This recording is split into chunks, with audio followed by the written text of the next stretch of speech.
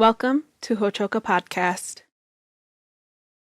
Is it reading, writing, and rithmatic? What about STEM? What's your recipe for educational success? Today we're talking to two guys who have a dog in the fight, and they've got something to say about art. Hello, Midaki AP. Welcome to Hochoka here at St. Joseph's Indian Schools campus. I'm today's Hochoka host, Scott Wooster. I'm joined today by Dave Meyer II, St. Joseph's Indian Schools art teacher, who also spent 6 years as the collections curator at Lakota Museum, and Mark Zimmerman, well-known South Dakota artist and an established writer. When we learned that Mark was coming to town, we jumped at the chance to have a couple of conversations with him. Today, our conversation flows from the Visiting Artist program that is part of art education at St. Joe's. Our next conversation will delve more deeply into why art is vital to holistic education. Mark and Dave, great to have you here. It is great to be here. Yeah, likewise. Thanks for having us. Absolutely. So I'm gonna take a step back and just kind of set the table here a little bit. I said in the header, Dave, you are the art teacher. Mm-hmm. You also were the art teacher. You stepped away for a little bit to go to Lakota Museum for a while. Yep. But while you were art teacher here and through the Art in Schools programs, Mark was here as a part of that, came to visit us. Can you just talk about that a little bit, how we got him here and now and before? Yeah. Just give us a sketch of how Mark got into this chair here. All right. So when I first started working at St. Joe's as the art teacher, right away I got to learn a little bit about the Artists in Schools and Communities program. And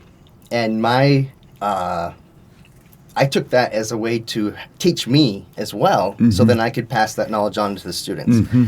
So that first year I picked all things that I didn't know very much how to do. And Mark did this awesome, 4-foot by 16-foot mural. I didn't know, I didn't have a sense of how long these things take. So in retrospect, I asked him to do a lot in a short period of time. Yeah. Yep. And it turned out so beautiful. Yeah.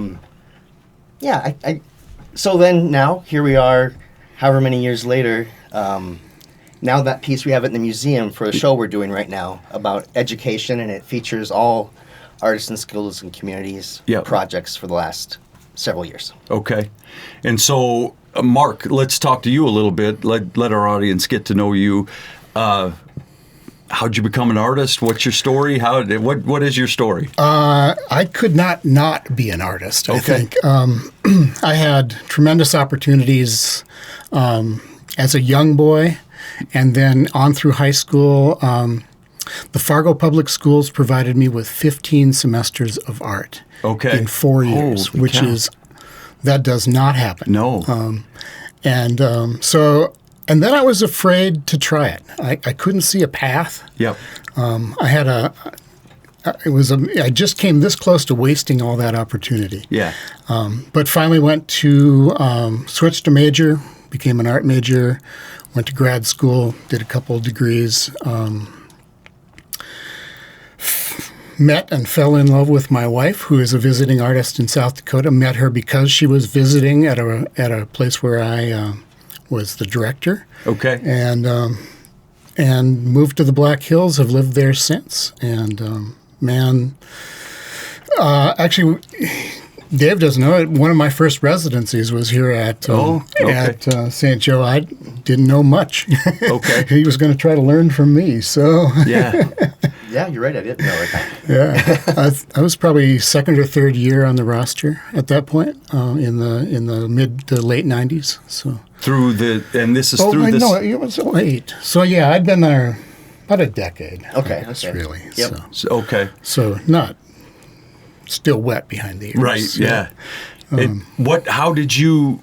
What made you know that you could take art? You had all that education when you were a kid. How did you finally get that aha moment where you knew that this was something that you could do and earn a living? Well, that remains to be seen. Right. But it's been working for decades, so I am making a living at it. Right. I teach as a visiting artist. Yeah. I sell my work, and together, here I am. I'm still alive. It's a good thing. Yeah. I was thinking the moment it crystallized for me was in grad school. The chair of the program, as his welcome to school, said, if any of you think you have another choice in life, you should leave now. Yeah, right. And we all went, no, we got no other choice. Yeah. So that's why I'm an artist. Yeah. I have no choice. That and, that and... a lot of passion. That, I think, comes with it. Yeah, for sure. Yeah, it's inherent in what you do, and I think, Dave, you'd speak to that too. I mean, you probably had the same questions that came into your head when you were searching that out. Yeah, absolutely. Yeah. A lot of my story, as far as coming up as an artist, is similar to Mark's. I don't know if you want all of this, but I was a music major for several years, and then music was stressing me out because it didn't feel like the creative outlet for me, and I was taking art classes to feel good. Yeah. And then I realized, this feels good. Keep taking these classes. Yeah. But yeah, art's always been just part of how I sort through my thoughts and my emotions. Yeah. And it kind of like you said also, it just has to be. I feel like I don't have a choice in the matter. Yeah. If I take a few days and I'm not creative, I feel it physically. It's just something's off. Yeah. But yeah. And I can see that too. I've known you for a long time. In fact, the music piece of it, you were the drummer. I was the bass player in a band. So we played for years and years, 10, 15 years that we were together. And I look at you, Dave, and I can't imagine you without art. And for me, it's your identity. And I know that that's tied into who you are. And I would assume it's much the same for you too, Mark. It's just who you are. Yeah, I get up in the morning and that's what I'm thinking about. Yeah. And for me, lately it's been get up and write. Okay. And wander into the studio a little bit later in the day. So, but I can't separate writing from painting, from drawing, from teaching. It's all one. A lot of what I know about your art is that it's about place, a sense of place, and specifically about the landscape of northern high plains. The piece you did with our students is, I think, very much a landscape piece, correct? Oh, yeah. So can you just talk to us specifically about that mural, please? Yeah, so I can remember how it started. It started with Trickster Tales. Okay. And I just read a collection of Trickster Tales to the kids, and their instruction was to draw whatever came to mind. And if it didn't follow the Trickster Tale, fine. If it did, fine. Mm-hmm. And then I took their drawings, and if someone had 3 or 4 really nice pieces in a drawing or two, I picked one because I wanted to include as many kids as possible. Yeah.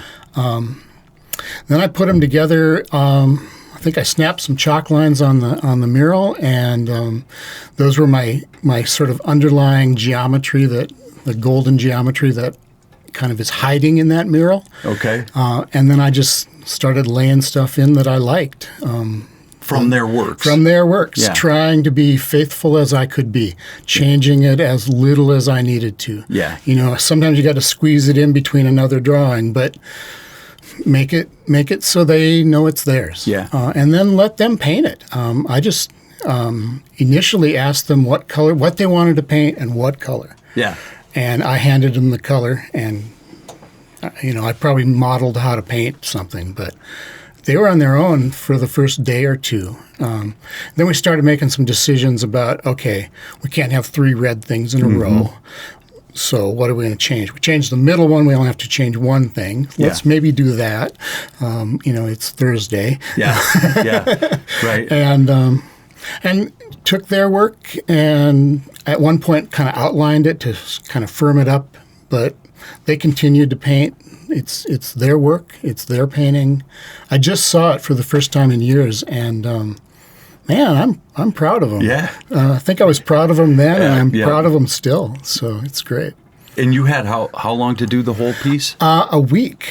A week. And our audience can see this on the screen, so they're getting an idea of what that might look like. But of course, say how big it was again. It's what? 4 by 16. And it's down the first.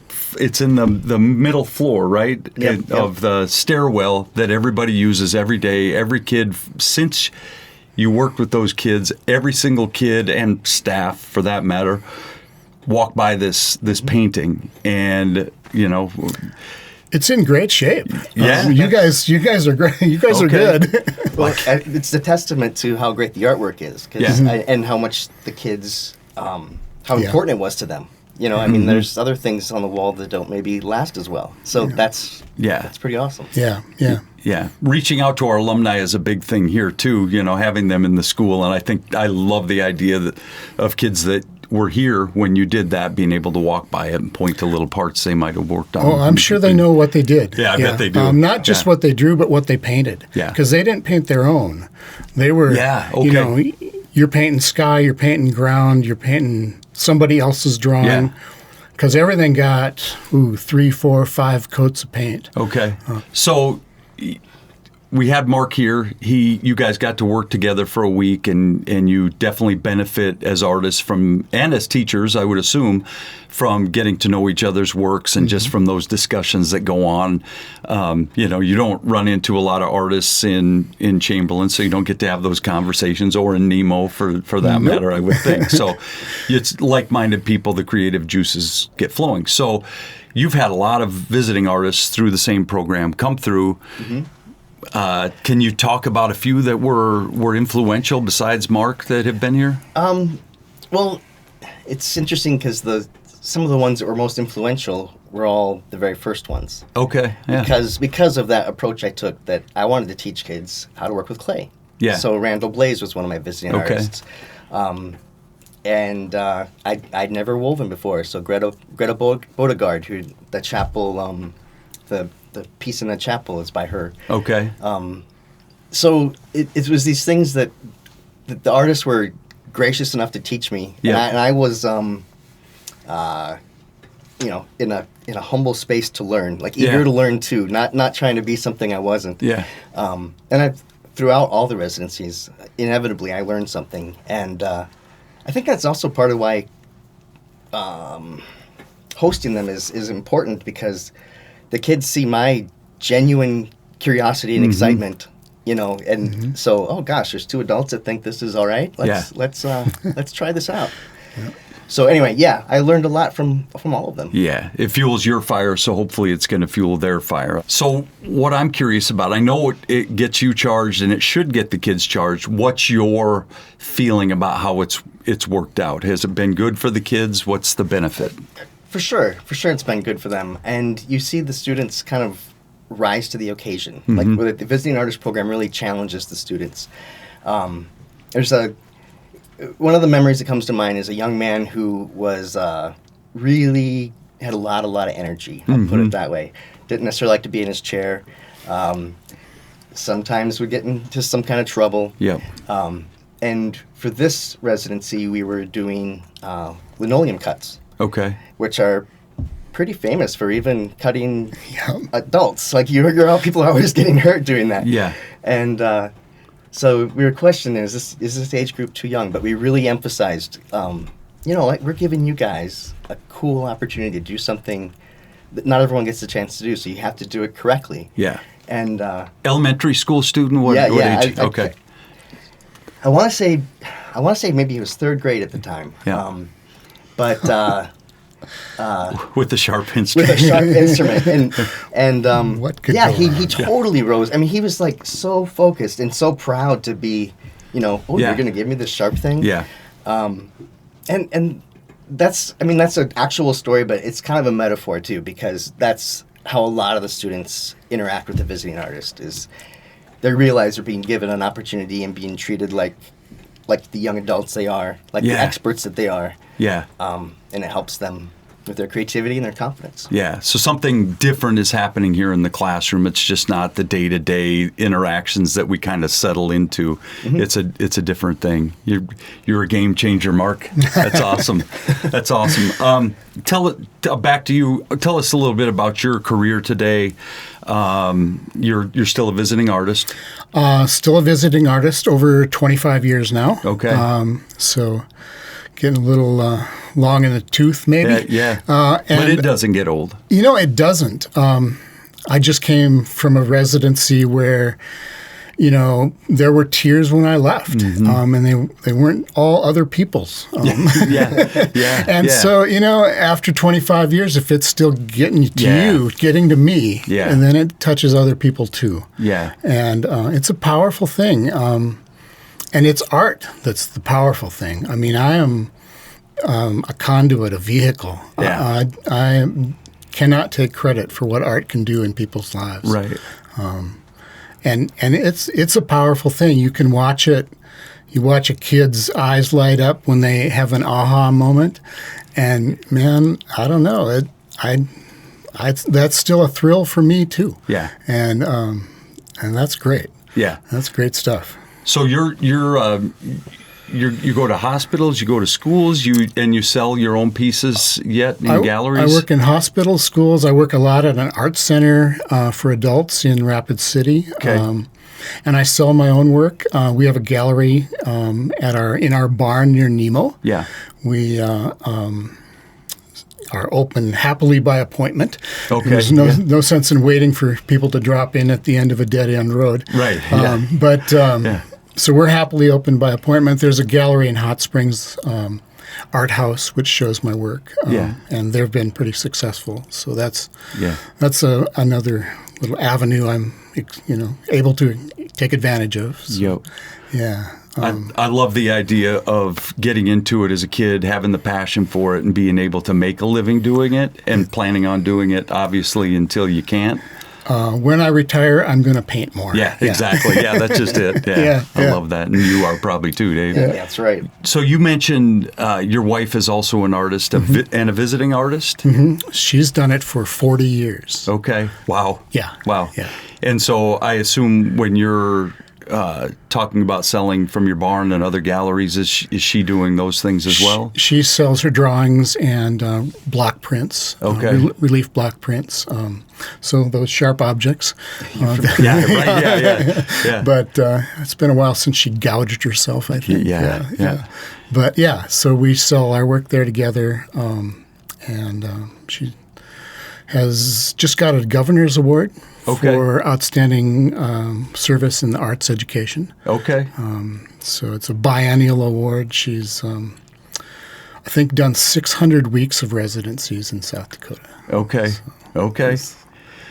And she's I'll tell you a quick story. Yeah, please. So twice I've had teachers at the end of a residency of mine say to me, you were great. The kids loved this. They learned a lot. But last year when Mary was here, she was better. Really? And I've just said, I know. I know. Yeah. There's no doubt about that. She's the best.